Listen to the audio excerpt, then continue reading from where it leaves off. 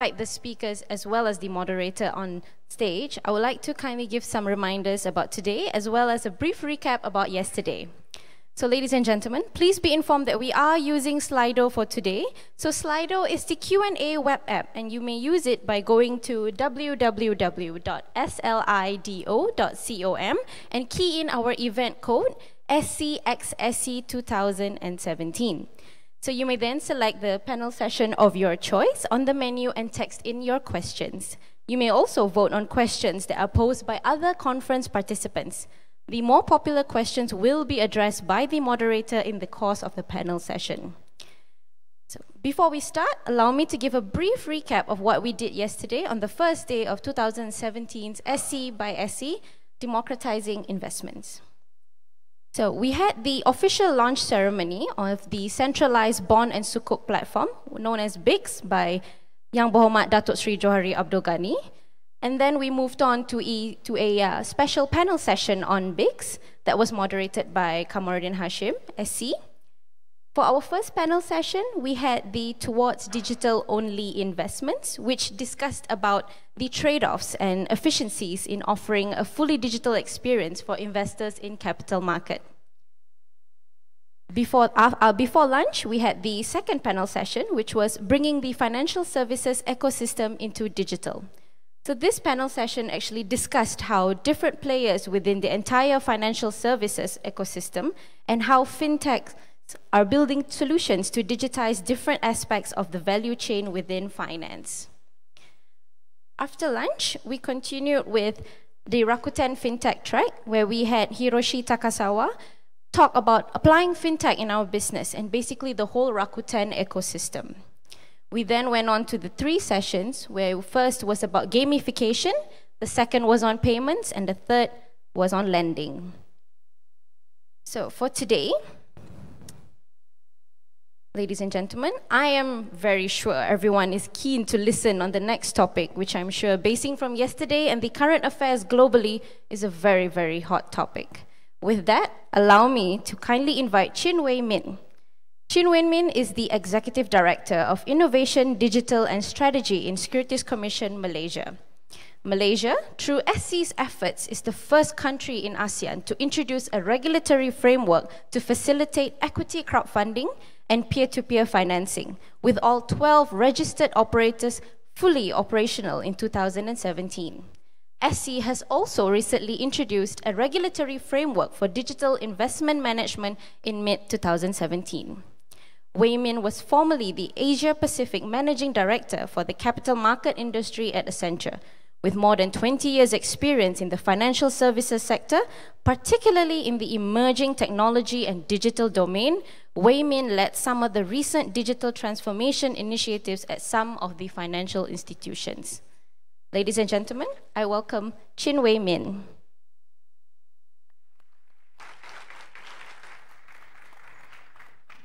Thank you. Is the mic on? Yeah, okay, cool. Let me invite my fellow panel speakers onto the stage. I think the screen's on. So let me, I would suggest Kano-san, I think you can join me here. Come. I think the rest you can join. I think Vijay and then Ron.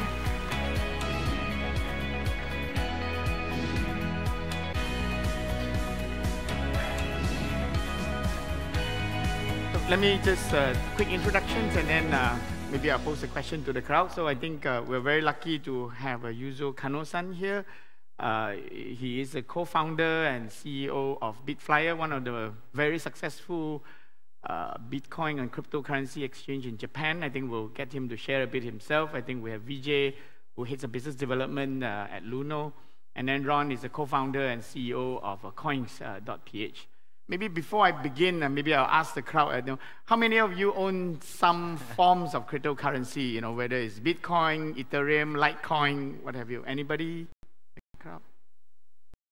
50% of the crowd? Okay, so now let me just jump straight into the topic itself. Maybe I'll start with left to right. I think maybe a quick introduction of yourself, what your roles are. Tell us a bit more about your platform, some interesting statistics, and then what do you offer to your respective markets? Maybe Kano-san, I start with you first. Sure. Thank you very much for inviting me. I think this is actually shortest trip for the Malaysia in my life. Welcome. Maybe I need to actually fly back to Japan immediately after this session. But I actually run the two different organizations. One is BitFlyer and the Japan Blockchain Association. I'm the chairman of Japan JBA. For business domains, the virtual currencies exchange, that's B2C, and the blockchain named Miyabi. Blockchain is considered as a very new database which never actually fails and then never actually rewritten by illegal actions.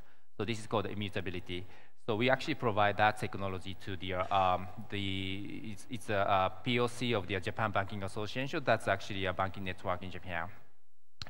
The JBA, I had been actually working with the Japanese regulator named the FSA, Financial Service Agencies. We actually helped drafting the law. Japan is actually first country to make the specific law for the virtual currencies. It's actually got effective on the last actually April 1st. So far, actually, 11 Japanese exchanges got the license. With that license, you can exchange the virtual currencies versus actually fiat currencies. Fiat currency is a Japanese yen or Malaysian ringgit, or the cryptocurrency versus virtual currencies versus virtual currencies. But the problem is we cannot actually remit the money or crypto with that license. We need to actually get the extra license named the Japanese version of the money transmitter license. Okay, thank you.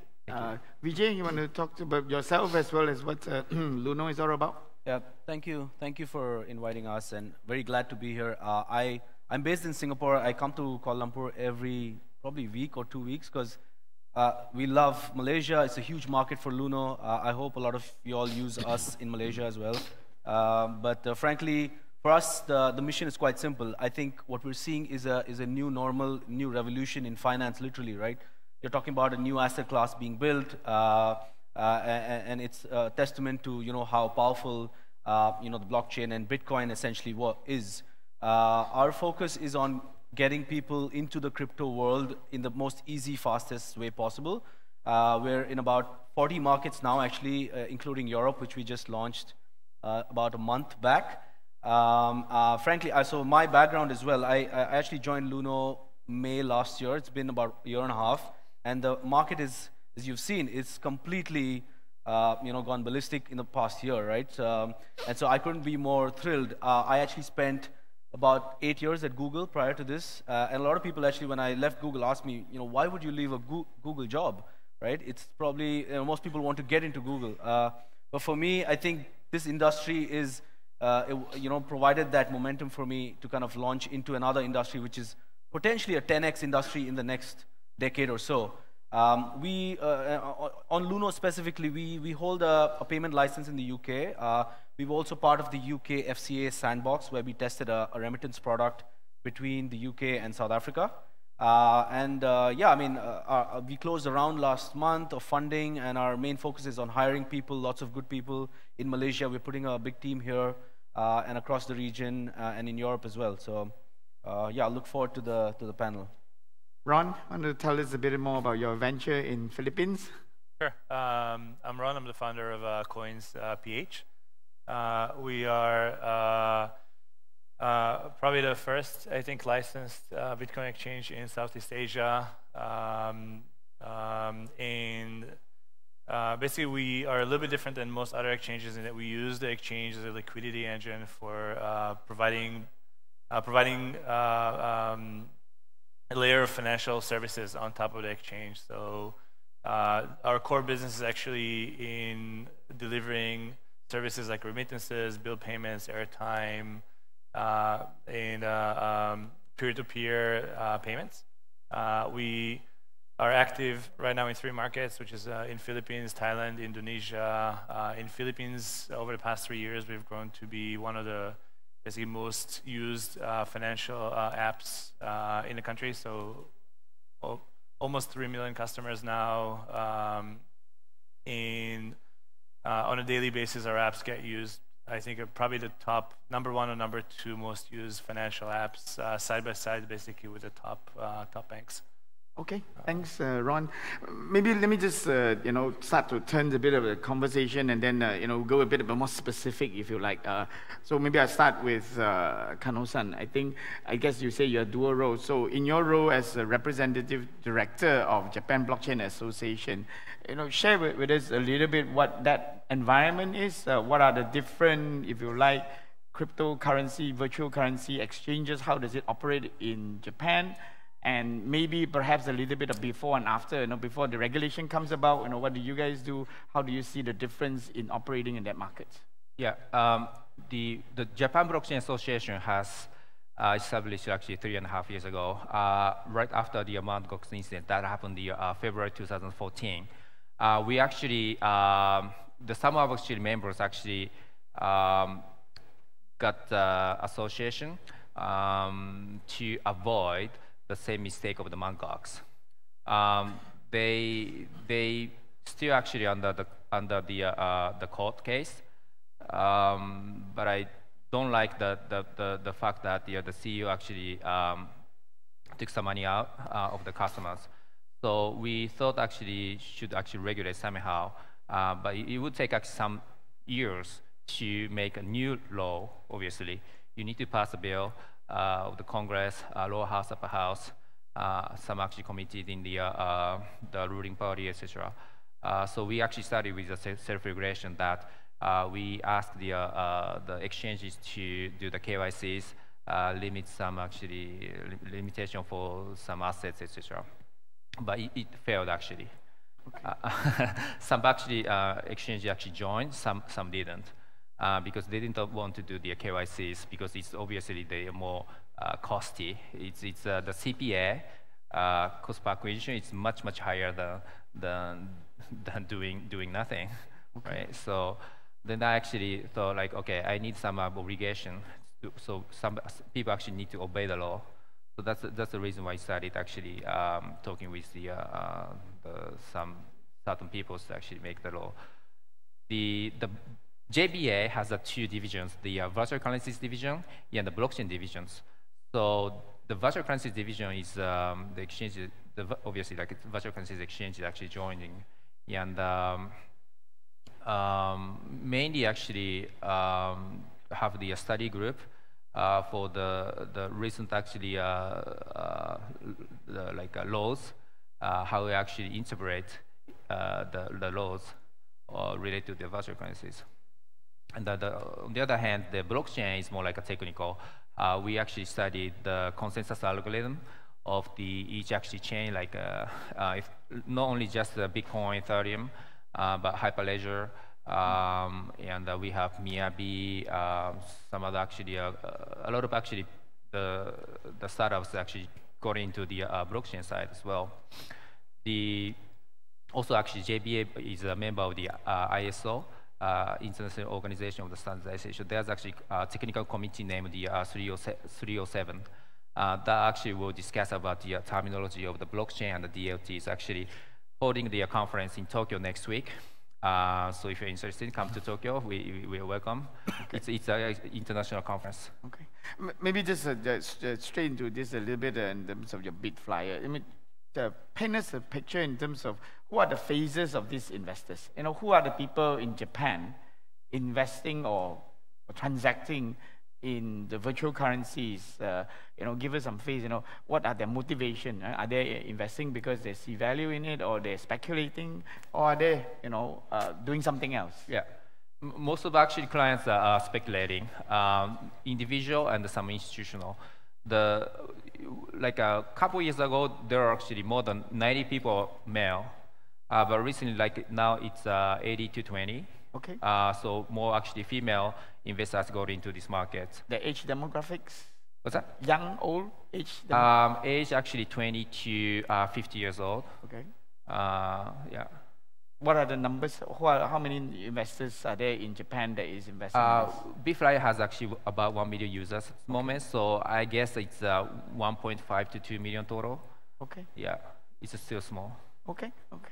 Ron, maybe you want to, I'm going to start with you. Maybe, again, same questions. Who are the people who consume services that Coins.ph in Manila or Philippines in general, or even can share with us Thailand and Indonesia. What does that like? Sure. So I think because of the type of services that we offer, we get a bit of a broader demographic. There's definitely a segment that is there to invest and speculate, and I think it's actually driven by the fact that in emerging markets, people don't have a lot of investment options at all. Most people don't have bank accounts. There's no way to invest in the stock market. Actually, we see a lot of people falling prey to pyramid schemes, multi-level marketing type stuff. And Aldosander is actually an asset class that's accessible to these consumers. So that's one part of it. But actually, if you look by frequency or by size, the larger part is actually consumers who are looking to actually gain access to like very basic services. So this could be, for example, freelancers are getting paid payments from the US, or consumers inside the country are trying to actually send money from the city to the province, from the province to the city, from within the country, out of the country, overseas foreign workers that are sending money into the Philippines. The traditional railways for remitting money are just, I mean, one, they're very expensive. People pay 6 to 8% to send over funds. And two, they're quite tedious. Typically, you have to, if you're an overseas foreign worker, you have to line up on a Sunday, which is your only day off, spend probably half the day getting to a payment center, paying, having the funds sent over. And I mean, even domestically, it's very hard. Like if you, on payroll day, for example, almost everybody lines up to pay their bills, and everybody lines up at the same time. So moving those things to mobile, and kind of removing the barriers of being tied to the existing financial network has introduced a great level of convenience to consumers, and I think that's what's been driving the adoption. Okay, thanks. Well, Vijay, I think you mentioned 40 markets, so maybe paint a bit of a picture. Who are the people who are using the virtual or crypto exchanges? Does the market differs from one another? And what do you see? Who are these investors?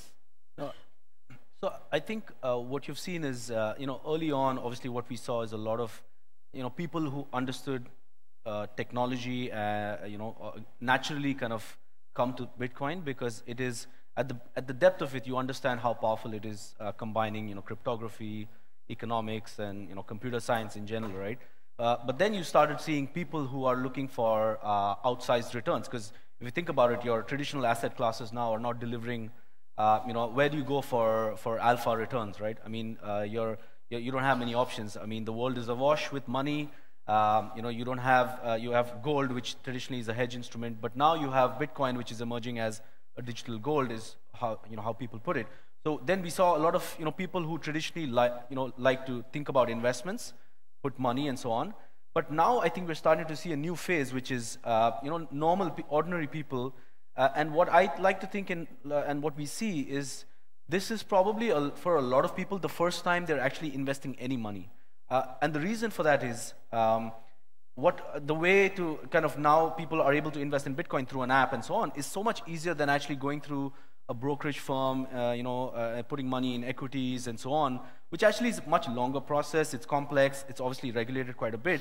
Not to say that Bitcoin doesn't need regulation, but the way it's so easy to kind of actually put, $1,000 into Bitcoin or a cryptocurrency and actually just watch your portfolio is actually attracting a lot of people. I actually joke to a lot of friends. A lot of my friends who have lost touch over the past 6-7 years, I received like 5 calls in the last 2 weeks.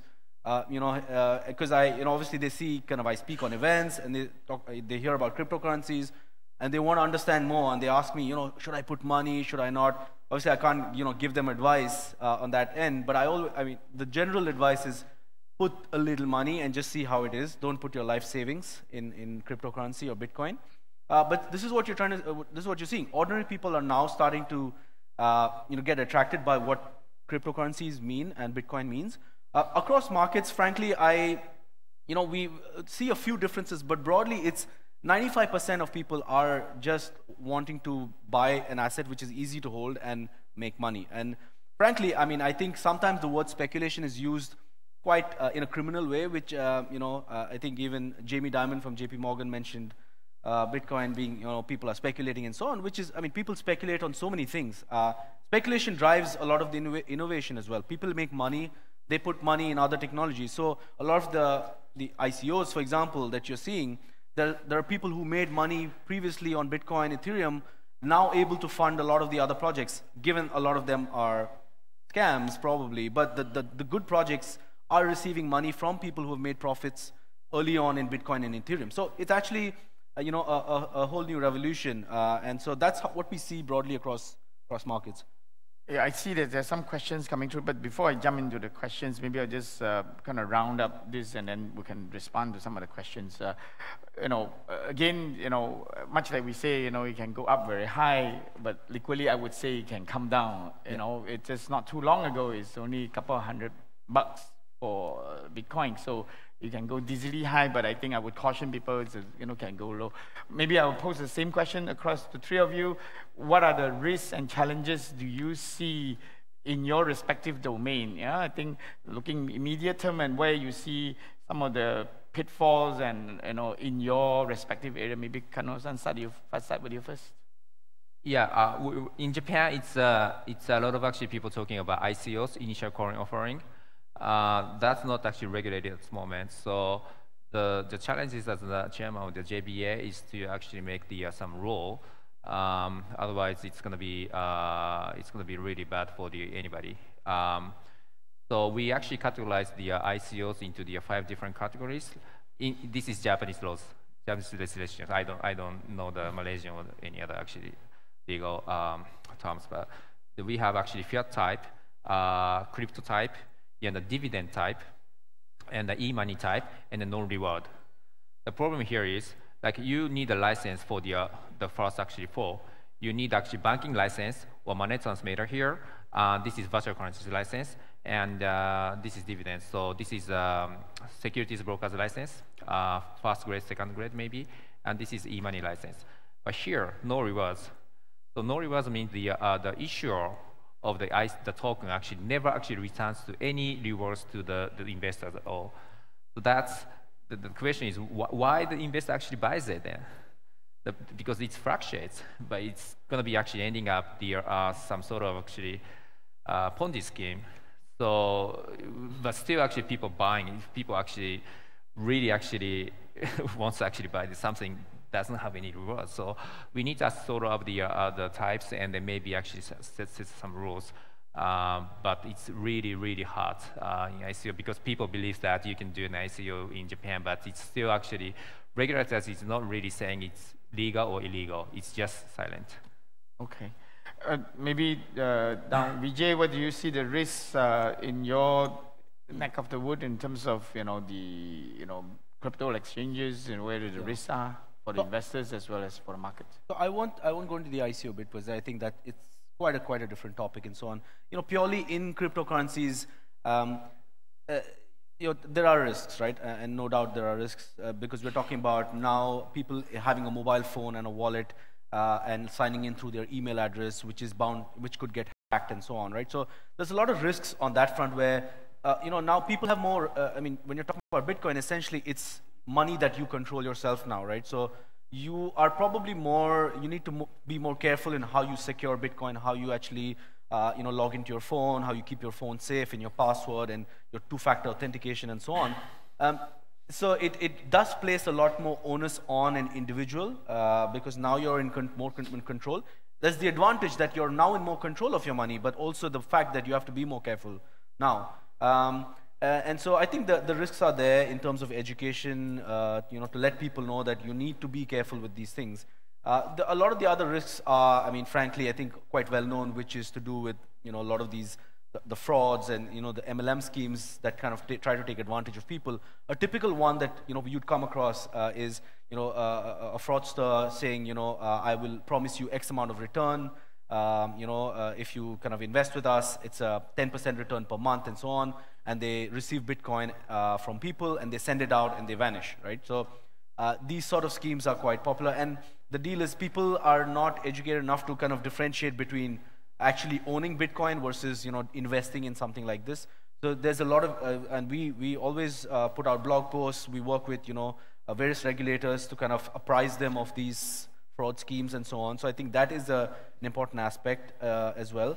But I think broadly, this is what I would think are the current risks in the market. But if you see over the years as well, from Mt. Gox to where we are now, we are seeing, I mean, there's a lot of learning that's accumulated over the years in terms of how exchanges keep coins safe, and now it's much better kind of environment than opportunity. I look at it more as an opportunity. Of course, there are challenges which are being surmounted as we go along. So, yeah. Ron, how about you? Any perspective in terms of risks, again, from payments as well as some of the things you've seen? Yeah, I mean, there's a few things that come to mind, but I think the primary one, and I mean, I think it's uniform for crypto, ICOs, for all these assets. I mean, if you look at a macro level, what's happening is consumers are getting direct access to the financial system, which is a phenomenal thing. It's a great thing if you're trying to send money to your family back home. It's a great thing if you're trying to make a payment. It's a great thing if you want to have access to new forms of investments and new forms of borrowing. But the curve at which the available product is expanding and the curve at which consumer education is growing there's a disparity, right? And so we all of a sudden have many products that are available to consumers to choose from that consumers just don't understand well. Absolutely. And there's a core of them that are actually interesting and great, right? But there's also a wide variety of products that are probably not so great. Okay. And so the key challenge is really how to expedite consumer education, because I don't think it's realistic that we'll be able to block this, right? Because of digital nature, right? The service, and it's actually not right to block it, because I mean this transformation is actually going to change everything from liquidity for innovation to availability of services to end consumers. But the education layer, I think, is hard, and it really has to.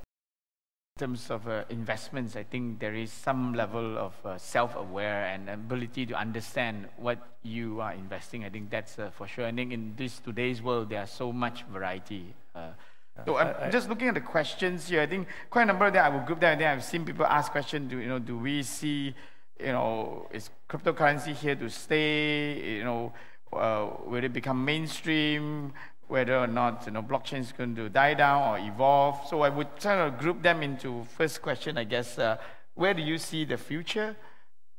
Future defined in 1-2 years. I guess you can define 5 years. I'm great, so you can see that. So where do you guys see in your respective domain where this will evolve? 2 years from now, let's say we're on the same panel again. How would you paint that picture?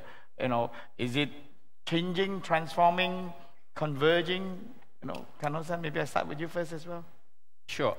For 1 or 2 years, actually, the crypto actually, or virtual currencies should impact the financial sector in Japan. For example, like 3 mega banks, SMBC, Mizuho, and BTMU, Mitsubishi, is actually making some digital currencies, actually trying to make their official digital currencies amongst those actually 3 mega banks. That is actually different category of the crypto, but it's more useful than the BOJ bill. So the cash ratio in Japan is really high. People don't use credit card, debit card, anything, but people prefer to actually use the cash bill. But the government actually trying to actually shift the situation into the e-money or whatever digital money or cryptos. So the banks, they're actually reducing the employees. Within actually maybe 5 to 8 years, they're cutting at least like 30% of the employees, seems like. So they're shrinking down the business size, trying to shift to the mobile or digital. Up to 2 years, in Japan may actually accelerate some actually mobile payments. So large actually mobile or SNS may get into this financial. So there must be some actually paradigm shift. For example, like Amazon just registered the cryptos for the domains, right? So the Amazon actually got into the financial sector, and Goldman Sachs, I used to work for Goldman, reducing the traders and hiring more ITs. So got into the more like mixture of the fintech. So that should actually accelerate the some changes in Japan as well. So you think it will take a bit of a more mainstream as the banking systems of banks will continue to embrace and evolve this? Yeah, I think so. Because, for example, the banks actually opens 9 to 3 p.m. in Japan. But one bank tried to break that rule, opening the bank Saturday, Sunday, or more like extending the banking hours.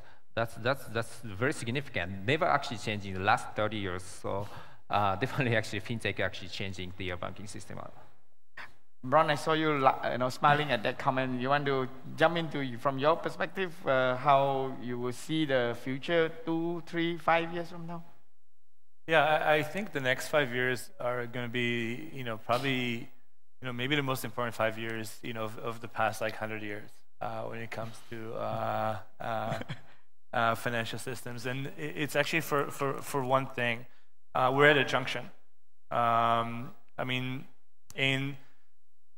cryptocurrencies are just like one small segment of finance, right? Of a basket of financial products that are available to consumers and enterprise and institutions.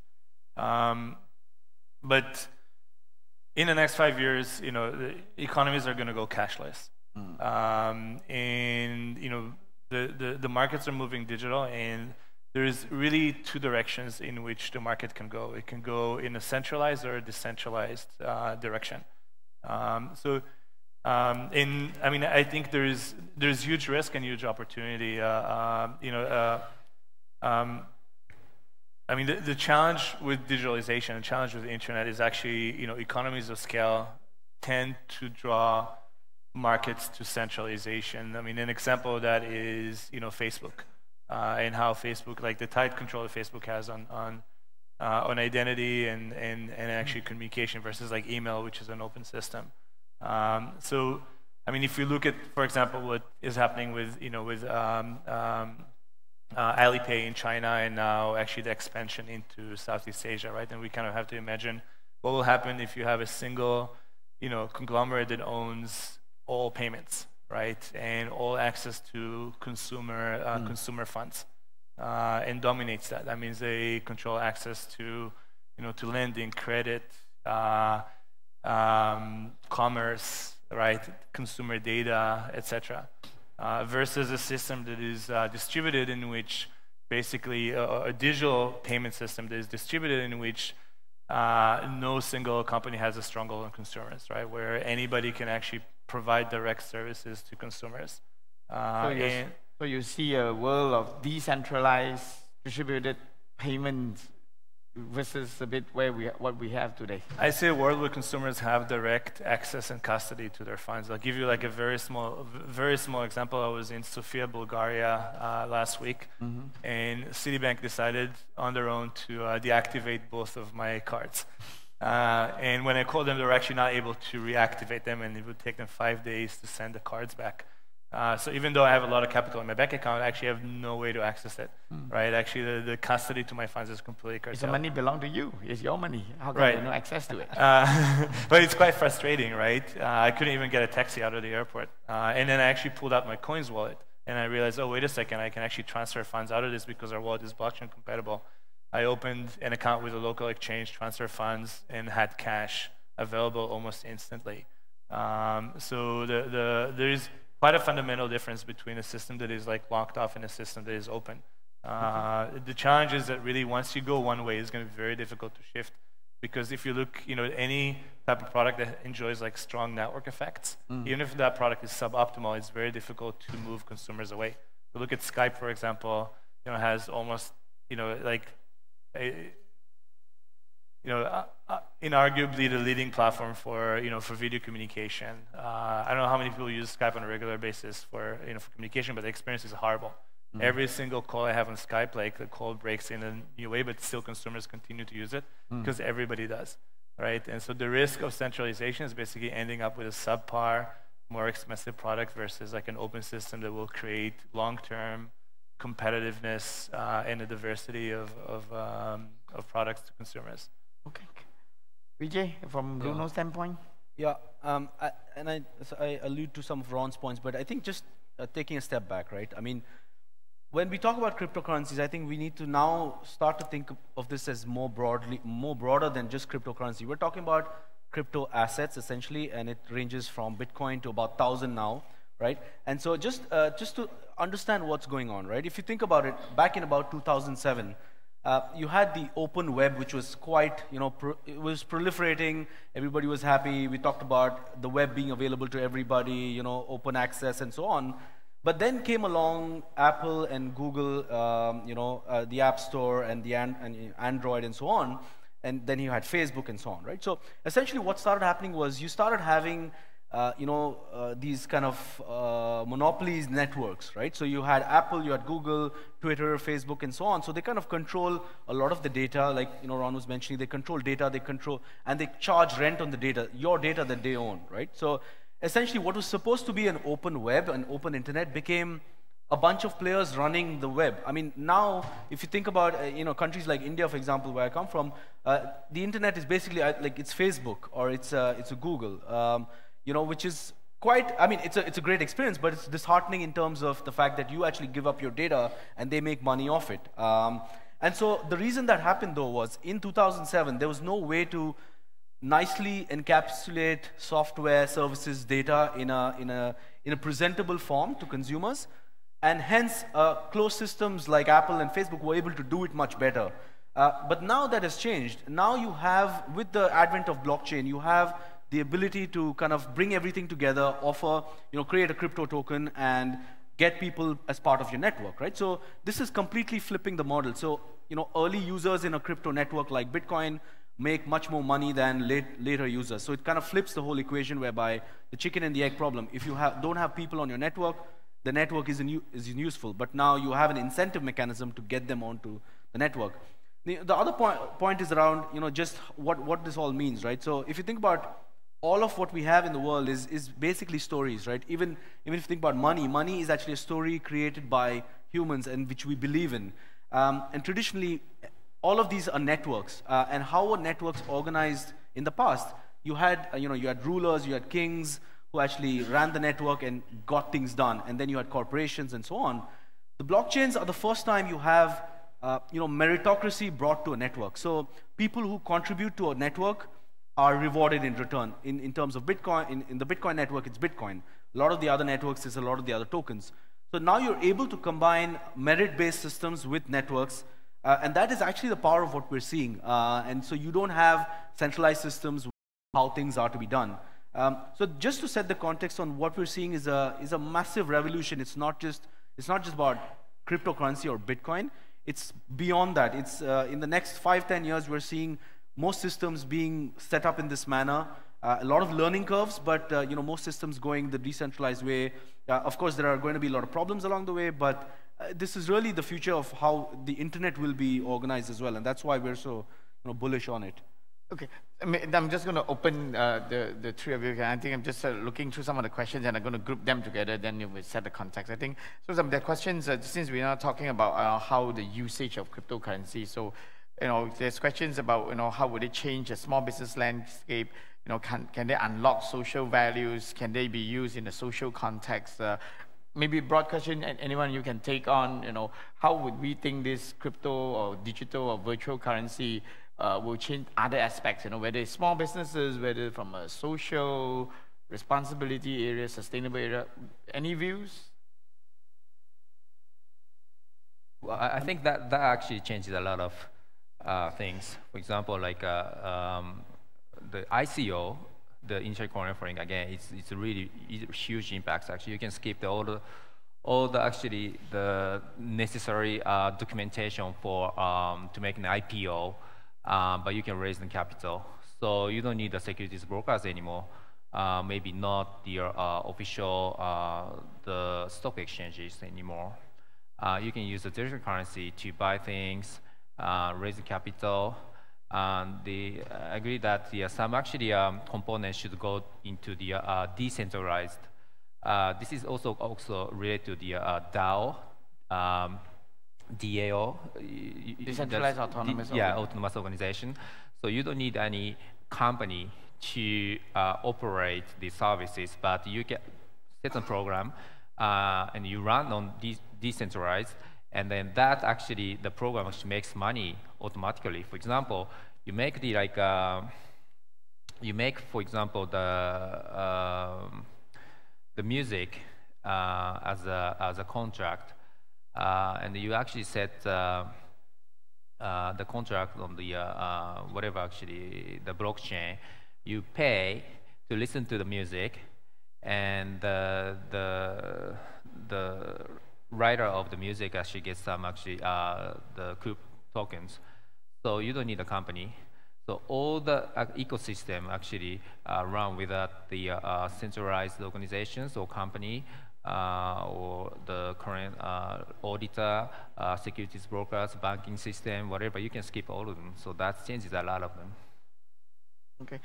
There are some questions about, as some of them are kind of question askings about new investor perspective. So I think maybe I'm going to group them, then maybe some of you can comment.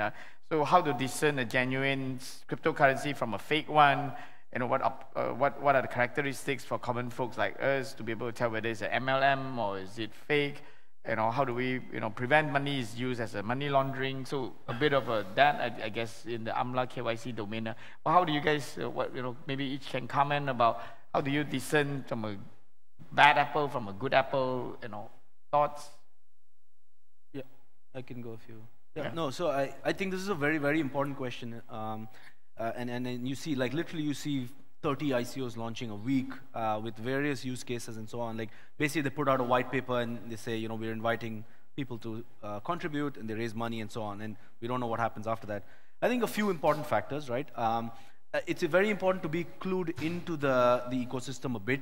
A lot of these guys, for example, on Twitter or on LinkedIn or on Facebook, very important to see there's a few influencers who actually are quite influential in the community, and they don't, they're quite respectable. So some of them actually align with projects. So that's one way of looking at it. The basic way, though, is actually just trying to understand why they're actually doing the project, right? And what is actually the value of the token within the project. So is it purely a mechanism to raise money? I would probably doubt the utility of that. If the token actually is used within the network in a sensible manner to actually provide services and so on, that starts to become a little more clear. The one other big aspect is the team, right? So very simple thing to do is who's the team, look at their LinkedIn, where have they worked, what have they done, basic checks, right? You can even try to search for them on Facebook and so on, like basic things for sure. Some of them actually have advisors, an advisory panel of 10 people. You can check, sometimes you can check that advisor, if that advisor on Twitter is actually talking about the project or not. If they're not, then they're probably not associated with the project. Because else they will actually be talking about it and promoting and so on. These things happen a lot. A lot of them just put advisors on their, on their webpage, and actually if you ask the advisor, the guy says, I don't even know about this project, and they've just put my photo. So I think that's something to avoid. So the team, obviously read what they're trying to talk about, talk to other people in the community, post questions on social media and ask, have you guys heard of this? Do you think it's legitimate and so on? Yeah, and I think that should at least cover the basics, in my opinion. Maybe, Ron, you want to take on the money laundering questions on that? Yeah, let's talk a second about regulation.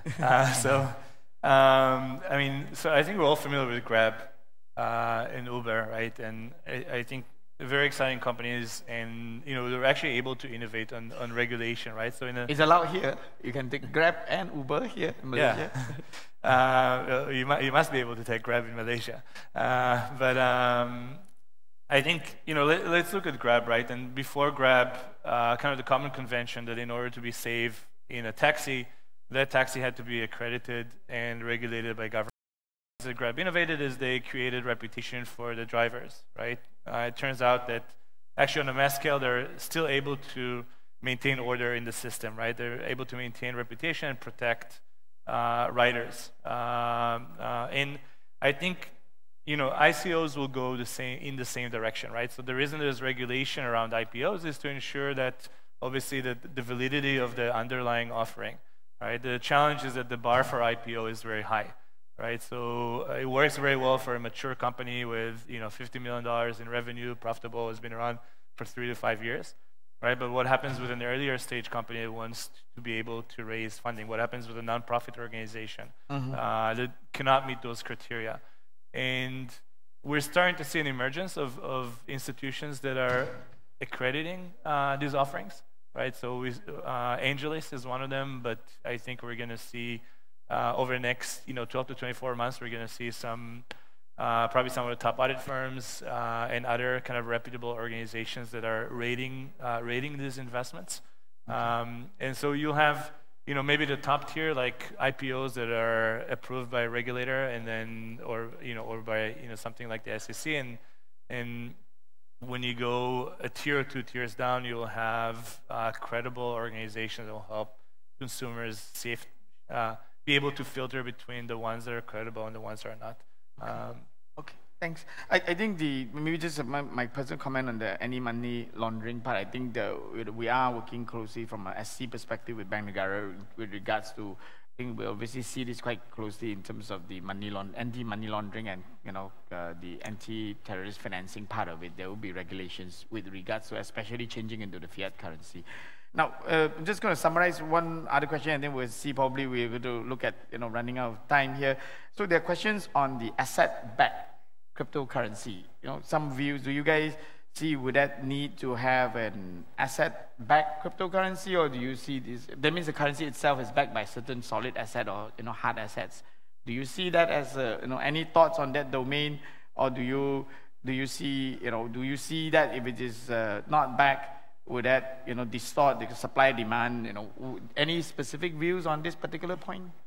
My broad view there is, I think I think there's advantages and disadvantages. Asset-backed securities, obviously, you're talking about. It's a great way to bring an asset and make it liquid. The asset is quite liquid on the blockchain. You can transfer it and so on and so forth, which is great. But at the end of the day, it is an asset. It's a physical, real-world asset, right? And so if something actually happens to that physical world asset, there's no point in actually having this blockchain and trading it. So I think there's a lot of these coming on as well. There's some backed like a USD. It's one's called Tether, USD backed asset. There's a few more, and there's lots more coming. I think the liquidity aspect is great. It kind of gets it into marketplaces, and people can exchange it and so on. But anything linking to the physical world, you're actually tied back to the physical world, and you are dependent on an asset essentially. So. Okay, maybe I'll just go a bit lighter, and then we probably can look to close. I think there's a question here I thought interesting. There's a following critiques on crypto and blockchain, specifically on the energy inefficiency as well as slow transaction rates. I know there's a lot of philosophy there. I have my views, but I'd like to hear the panel's view. Do you think this is environmental unfriendly because it burns so much energy, and is it practical in terms of the slow transaction rates? Maybe Kano-san views? So the consensus algorithm, the Bitcoin uses in the code like a proof of work, that consumes a lot of energy. I agree with that. There's actually another consensus algorithm named the POS, proof of stake, proof of importance, and some actually the algorithm used for the private chains named the PBFT, Raft, etc. Those doesn't consume energy. So we can say the Bitcoin consumes a lot of energy, but on the other hand, some reports says that if you consider the energy, including the human system or the banking system, that consumes a lot of energy, right? So the total amount of electricity that it consumes as a whole ecosystem is much smaller than the current banking system that I actually read in one report. Other views? Yeah, the whole point, I think, of proof of work and using this energy is to make it expensive to actually be able to do anything with the network. Now, currently, apparently, you need about $5 billion odd to actually gain a 50% mining, hash power share on the Bitcoin network, which is extremely expensive. And this is the whole point of proof of work, right? It is to make it expensive to actually try to attack the network and so on. And this hash power is growing. Obviously, there's issues about, how is so much energy relevant and spent and so on. But I think there's trade-offs here. What you're trading off here for energy usage is the fact that you're getting something called social scalability. Bitcoin is probably the most secure network globally anywhere, and anybody can access the Bitcoin network. That's the trade-off you get. Proof of stake that Kano-san mentioned is obviously, it's interesting, not proven yet. I mean, I think Ethereum is trying to do it in the next year or so. Interesting to see, and I think more innovation will come in this space. But I don't think just saying, oh, there's so much energy usage actually is understanding why there's energy usage. It's actually for a purpose, and so yeah. Maybe, I know that running out of time, maybe famous last words, maybe start the other direction. Ron, maybe words of wisdoms to our our crowd here today. What's your famous last words that you want to advise our investment public here? Yeah, I mean, I think we need to embrace change, right? And every time that change comes around, there's risk and a lot of unknown. And I think dealing with that risk, resolving it, reducing risk for consumers, is a key component of pushing this forward, right? But I mean, blockchain is here to stay, right? A long time ago, early in my career, one of my investors, taught me this. Like every time you introduce something that's like easier, faster, cheaper for people to do, I mean, change is inevitable. Okay. Vijay? Yeah, I mean, I think, alluding to Ron as well, this is a massive, shift we're seeing. It's not just about Bitcoin now, it's about broadly the crypto asset class. And if you ask a lot of people, they will tell you it's not new technology, it's actually combining cryptography, economics, game theory, and computer science in innovative ways. There's no new technology that's invented. There's a lot of work going on the cryptography, on making it more powerful and so on. But what you're seeing is, so this famous investor called Naval Ravikant in the US, he describes this as the biggest shift in human wealth we'll see over the next decade or 2 decades.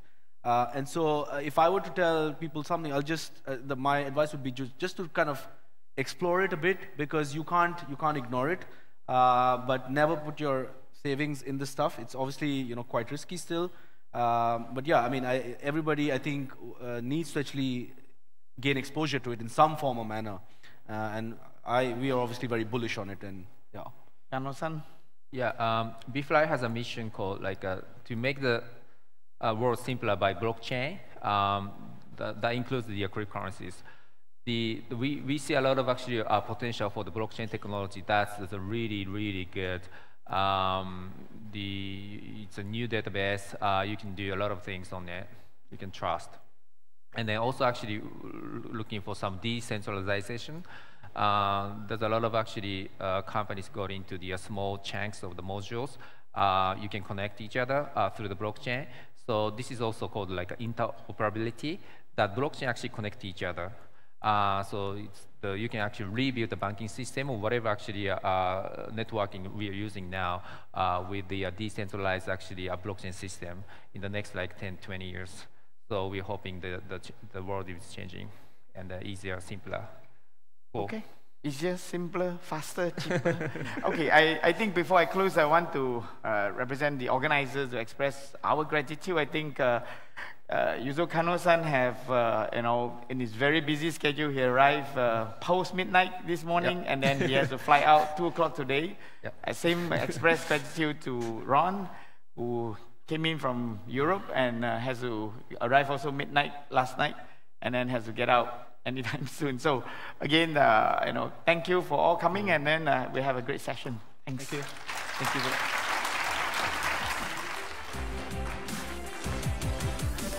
Thank you, Wei Min. I'm sure we all gained a lot from that session.